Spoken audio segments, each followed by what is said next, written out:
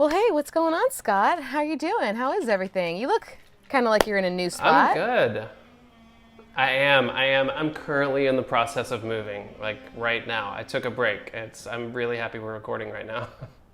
Yeah, awesome. I'm actually spending some time with my family. We are doing all things pumpkin. It's beautiful fall weather. We're going to go to a pumpkin patch. I'm like really, really excited. That's awesome. I would love to take an extended break here on the moving. So if you don't mind, I can take the show from here. We can check in with you later. That'd be awesome. Thanks, Scott. Of course, yeah. Enjoy yourself. So we've got, let's see, we've got pumpkin chai going on with Igor later. We've got buttermilk squash from David Allen. We're talking spooky run amok with Liz Porter. And then we're talking to my buddy Pete from Alabama, all things ferments, kombuchas and such. So stay tuned. All right, Liz Porter, thank you so much for joining us for a special Camp Run Amok themed Hey Hey You're on Mute. It's great to see you. You as well. Looking great in South Carolina. Thank you. So yesterday we had the pleasure of hanging out with Liz all day. We did a virtual Camp Run Amok, and so we wanted to throw in a Run Amok themed edition of Hey Hey You're on Mute with her to kind of, drag it on a little bit more and have a little bit more fun. So Liz, you know the rules. We have 2 rounds of 30 seconds apiece, 1 round of 15 seconds for the lightning round. Are you ready to play? I'm ready. I have been spending the last 72 hours watching like camp-related horror flicks on mute, just practicing. So I think I'm ready. That's probably the most commitment I've seen from anyone, and I love it. I love it. I'm ready to win. Yeah. Okay, so I'm going to start. I have 30 seconds on the clock. I'm going to go ahead and put myself on mute in 3, 2.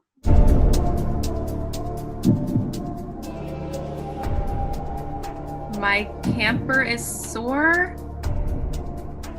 I'm not a camper anymore. I'm not a camper anymore. I'm a squirrel.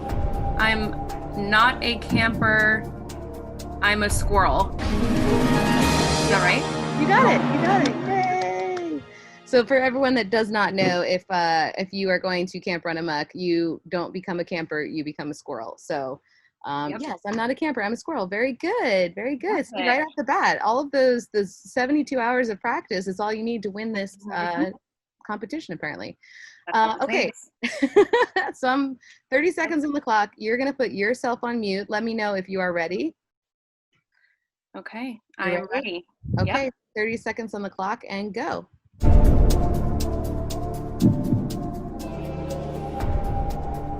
I want this to last forever. Camp things are forever. Camp friends are forever. Camp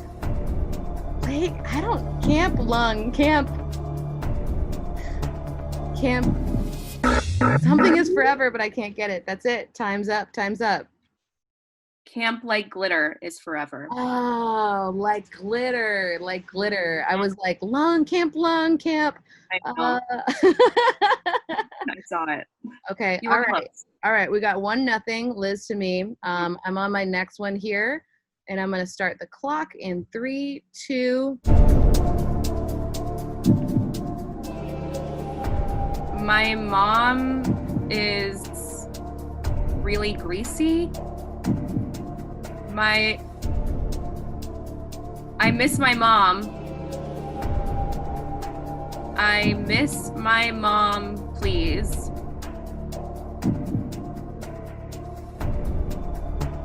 I miss my mom I miss my mom. I miss my mom. Please send cookies. Cookies. Okay. Cookies. I was not getting cookies. We were so close. Okay. It's still 1-0. All right. Liz, you got your next phrase ready to go? Ready. Okay. All right. 3, 2.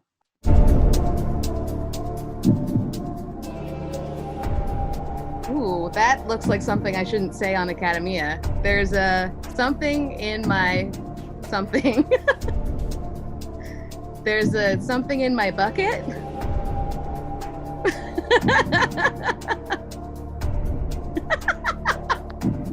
I don't think I can say this. There's in my bucket. There's a hole in my bucket.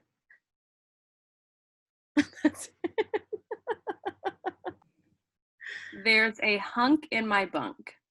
Oh, that looks very different when you are on mute and you're mouthing it. I watch myself and it does. Yep. Ooh, okay. Great. Okay, so it's still 1-0. We're gonna go into the lightning round. I'm gonna see if I can take it back, but I'm gonna put myself on mute first. And some of these are really weird. Okay. Okay, I'm gonna put myself on mute and we're gonna start 3, 2. Some Kravitz.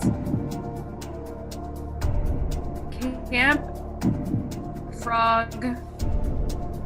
Camp. For Frozen. Yeah.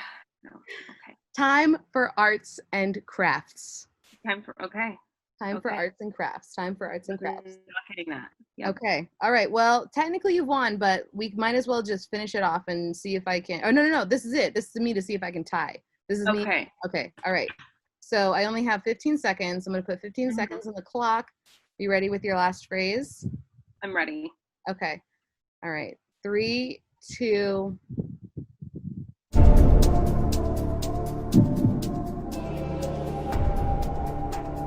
Please help me. I think my soul hurts. I made an unhealthy mess. That's it. Close. Meet me at the mess hall. Oh, the mess hall. Which can lead to an unhealthy mess. So you're not far off. It looks like you were saying I made an unhealthy mess. Well, which could be true as well. Yeah. I'm not going to say that's wrong. Well, that's it. Liz, you won. Congratulations. You did a fantastic job. For everyone watching, we're all winners. We are really all winners, but just watch horror movies for 72 hours, camp related, to prepare for Hey Hey, You're on Mute. Liz, where can everybody tune in to watch all of the spooky camp stuff? Yeah, of course. So we're doing all of the camp videos from the Camp Run Amok Facebook page. So just go on www.facebook.com and type in Camp Run Amok up in that search bar and give us a like, and then you can watch all of the programming. You can catch yesterday's video of the Hacienda tour right there as well. Awesome. We had so much fun. Pool party, Hacienda tour, all that stuff is going to live up there. So please check it out. And Liz, thank you again. Oh, of course. Thank you. Isn't Liz Porter just the greatest? I can't wait to hang out with her again in person. Let's see. So next up, we've got Igor making some pumpkin spice lattes, which sounds exciting. But before we do that, let's check in with Steph and see how she's doing. She's hanging out with her family, maybe getting some nature in. Hey, Steph. Hey, everybody. We're here in this beautiful pumpkin patch. And today's episode, we're talking all about pumpkins. I'm so excited. I love pumpkins and fall. And it's just so innocent and awesome. So yeah, I'm really excited. Stay tuned. Oh, good morning, everyone. My name is Igor Polonsky, aka the Main Nerd, and welcome to the Corner. The Nerd Corner. This is your favorite time of the year. In America, we call it a pumpkin spice latte season. And if you think that's what's in my cup, you're completely wrong, because what I'm drinking is pumpkin spice chai tea latte.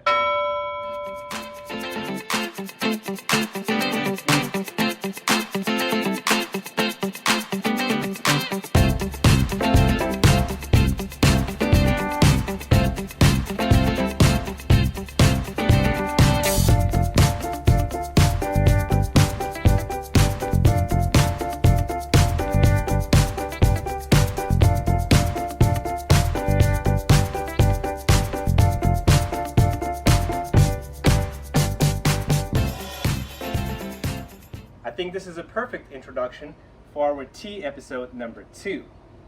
Of course, with a little bit of pumpkin twist. Roll the footage.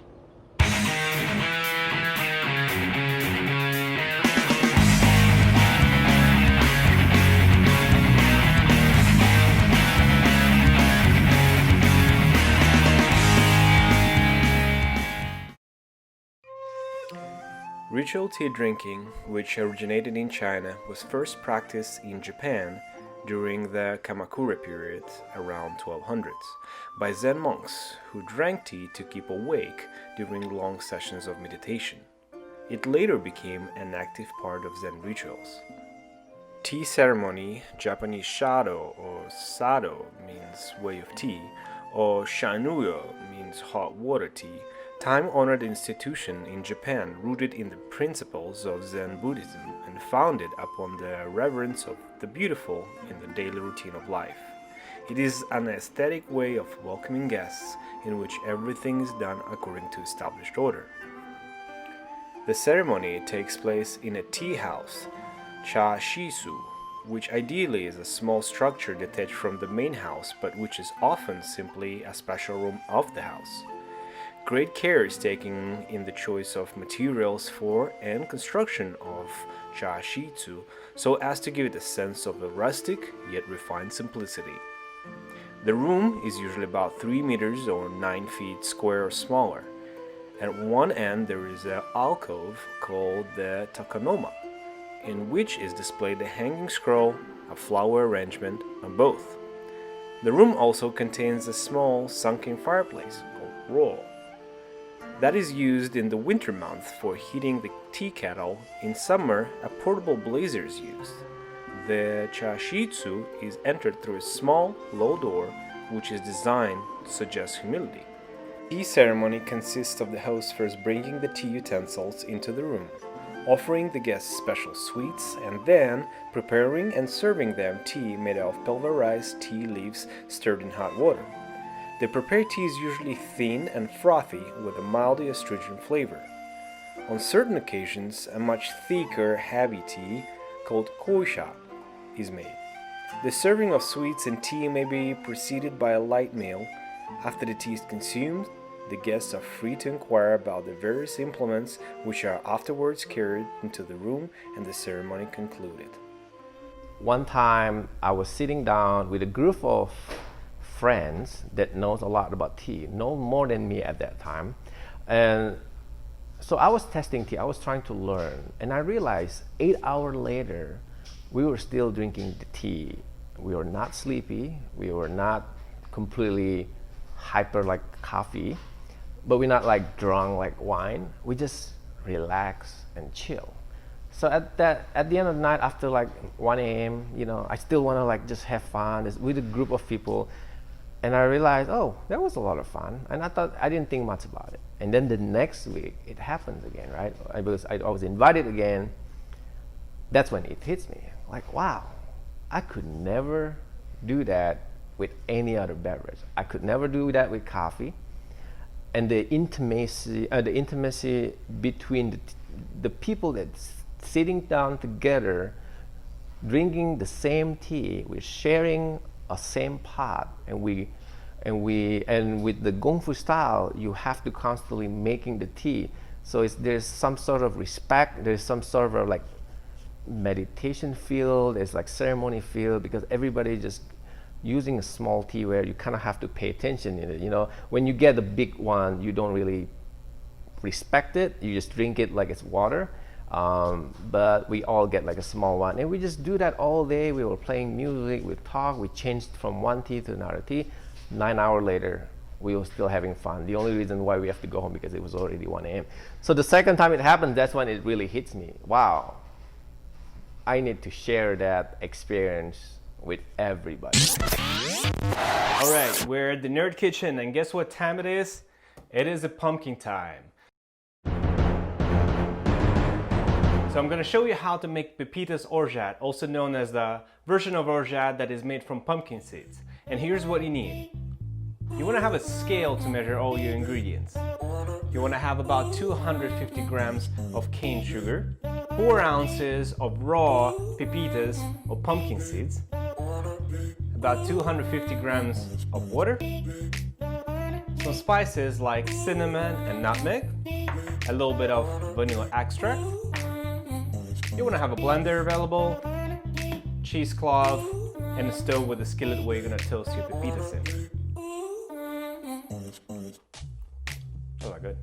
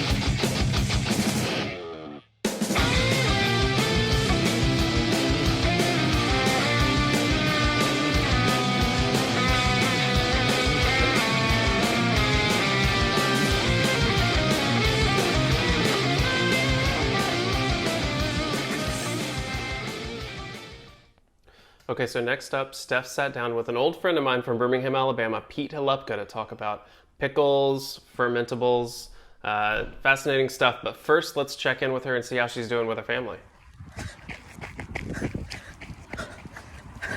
I gotta get out of here. I gotta get out of here.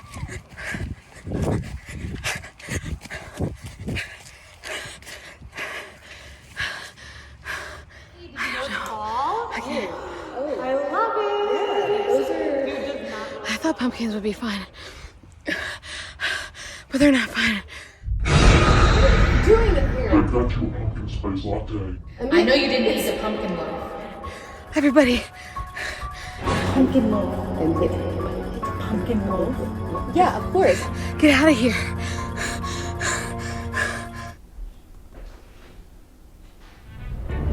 All right, Pete, thank you so much for joining us. Pete is coming to us from Harvest Roots in Birmingham, Alabama. Thank you for coming on the show. Yeah, thanks for having me. Can you tell us a little bit about yourself and your background and what was the inspiration for your business? Yeah, absolutely. I'm like you were saying, I'm Pete Halupka. I'm with Harvest Roots. I'm the head brewer here. We brew kombucha, and we also make various kinds of pickles and kimchis and sauerkrauts and other sort of like bougie pickles. Whether, if some farmer lets us know they have okra, we're like, let's figure out how to make a dope okra pickle. We don't use any we don't use any vinegar in our process, so everything is naturally fermented in the vegetables. And then obviously kombucha is a wild product of bacteria and yeast. I think that what's cool is we got started doing this business at home, particularly my partner Lindsay, who is my other half here, business partner and partner. She's like the hippie at college with like the weird like crock of stinky stuff in her dorm. And we started farming. That was like 8 years ago now. And people just wanted more vegetable ferments and kombucha than they did like more kale at the farmer's market. So here we are. If someone wanted to dabble at home, do you have a couple of recommendations that you could lay out for them? Maybe a couple do's and don'ts? Yeah, I think that the main thing about kombucha is people think it's like baking bread. Like baking bread is easy, but it's also like something that you can spend your lifetime working on, and that's how fermenting is in general. It's easy to make beer. It's easy to make sauerkraut. So I think that people need to take their time, especially with kombucha. People think that they're going to make like this batch the first time that's really good, and it may be good, but I think what I've learned over time is that that first batch is very yeast forward. And what you have to do is make it an environment where bacteria is dominant. And that takes a long time. That takes 3-5 batches at the least. And to see our culture here and where it is after 5 years, it's very different than a first batch at home. So that first batch, you're going to taste like something that's maybe not that even that sour at first. So you need to continue making it and continue starving out that yeast and look for a more bacterial culture. Long story short, just be patient. Okay, that's great Same advice. with sourdough bread, right? Same with sourdough bread. It takes a little while. Absolutely. So do you feel with everything that's going on with COVID, and now that you mentioned sourdough bread, you know, people are starting to go back to like this sort of homestead way of life. They like enjoy taking their time with things and baking their own bread and stuff. Do you feel that you've had maybe a rise in interest on the kombucha and fermented foods sort of movement because people are really kind of understanding a little bit of more like traditional methods of preservation and things like that? Yeah, I mean, I think that that's what's so we have it's been a little bit slow this year with COVID, but in the past we had a very vibrant educational program here, and people were like, well, why are you going to teach people to make this stuff? And it's like, well, it just makes everyone appreciate everyone's work more, you know? It's so yeah, there's been if you make kimchi at home, once a month, and then you are able to taste someone who makes kimchi like once a week for the past 8 years, I just like the environment it creates where people are not only doing DIY culture, but are appreciating craft and maybe understand what goes into it, instead of just saying like it's easy. And which is, people say that about everything. That's fine. That's cool. But like, I'm interested in an artisan product, and even the easiest quote unquote things you can spend a lifetime working on and refining. Sure, absolutely. Simplicity is very complicated.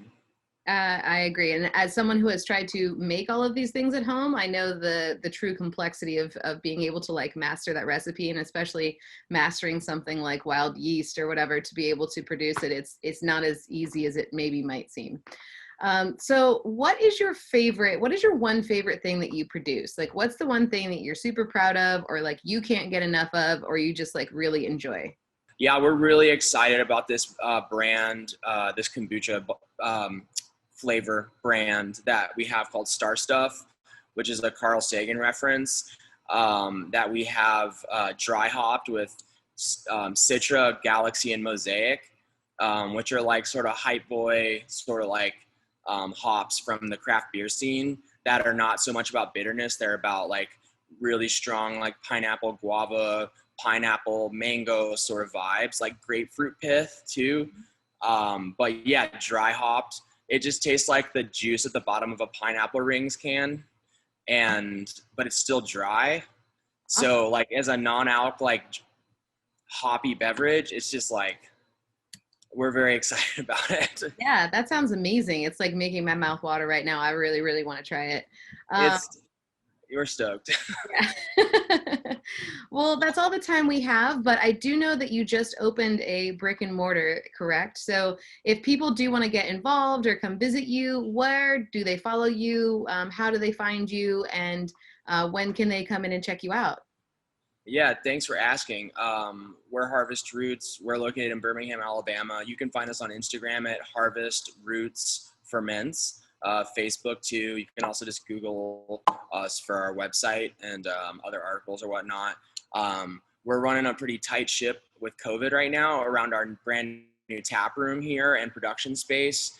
which is about 5,000 square feet, by the way. We're only open on Saturdays right now. So if you're around the Birmingham area or coming into town, we have people travel here all the time to come visit us. It's worth a travel. We have tons of great stuff. And you can find tons of more details on our Instagram. That's sort of where we do our thing. Yeah, that's great business model. Well, thank you for taking the time. I know you just opened, so I know that can be really strenuous and stressful. So thank you again for joining us. I really, really appreciate it. Yeah, absolutely. Thank you. Academy of friends and fans across the entire internet, the moment has come. We are here. It is Pumpkin Week. It's Pumpkin Week on Academy Alive. And we have so many pumpkins that we're going to make something without pumpkins. What are we going to make, Joe? We're going to make butternut squash ice cream. We, here in Austin anyway, have finally hit the first week of fall, or at least temperature-wise for us.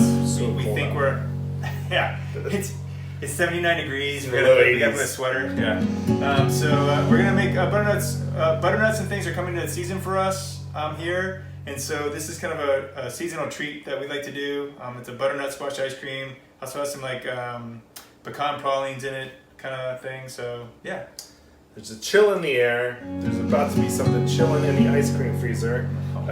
Before the show, we cut the butternut squash in half, roasted it in the oven, and scooped out the flesh. We're gonna save the seeds for something else that's very special. And now we're going to make ice cream. We're going to make a custard. We're going to combine and mix and blend the things up. Should we get cooking, I guess? Well, you gotta cook something. Get freezing? Get creaming? All right, let's do it.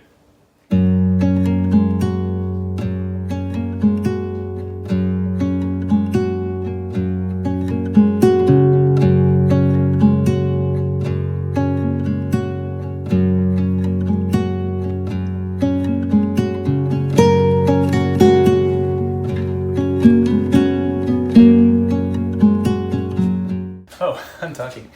So David finished up with the custard here. What we're going to do is pour it through a sieve into the cup of cream that we've had chilling in a double bowl ice bath here. The reason you're pouring it through this sieve is just in case you got any little scrambled bits of egg there. I think my stirring technique was perfect. I don't think there's going to be any scrambles. I don't know, David. No, whatever. It looks a little...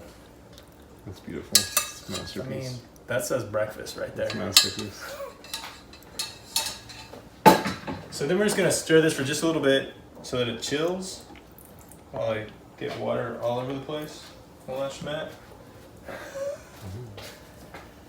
So my ice bath is really melted, but it's cold. I'm just going to combine this, let it get cool a little bit, and then we're going to put it in the blender with the rest of the ingredients. So we have the butternut squash, we've got the spices, which are cinnamon and nutmeg, ground ginger, some whiskey or brandy, vanilla, and brown sugar. So we've chilled this a little bit, so it's kind of cool to the touch in the ice bath. And now what we're going to do is put the custard into a blender cup, and then we're going to add the butternut squash, cinnamon and ground ginger, a little vanilla, some brown sugar, and some extra añejo Patron.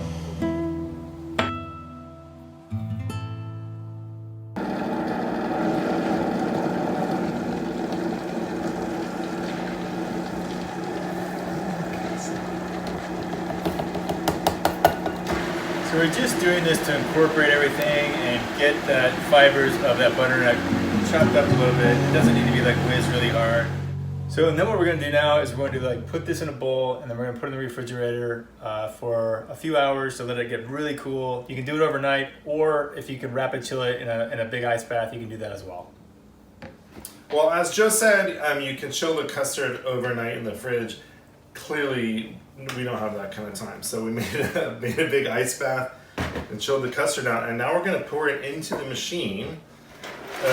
Now we are lucky enough to have sort of this kind of prosumer fancy ice cream maker. We also have the salt and ice kind that's $30 at your local big box store. And we also have the ice cream ball that you can trick kids at Thanksgiving into rolling around for you. So we're putting it in the freezer here and following the manufacturer instructions, and hopefully in about 25, 30 minutes we'll have some delicious butternut squash ice cream. Yeah.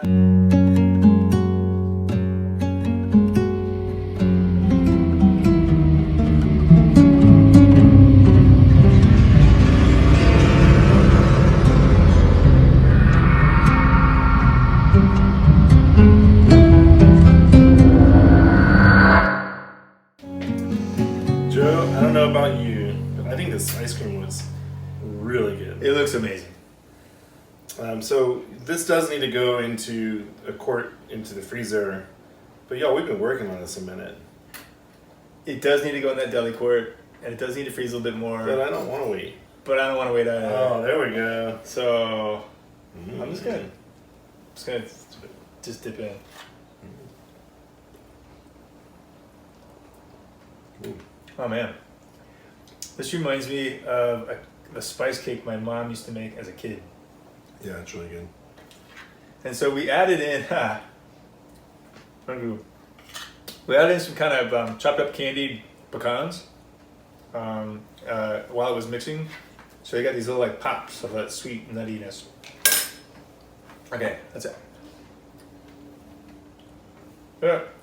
Thank you for joining us this week on the pumpkin or squash episode of Academy Alive. We will see you next week. Good job.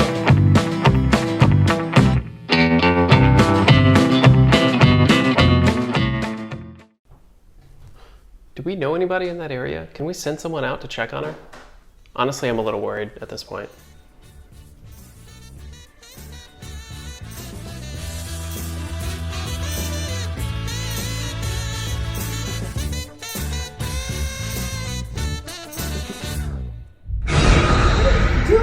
I got you a pumpkin spice latte.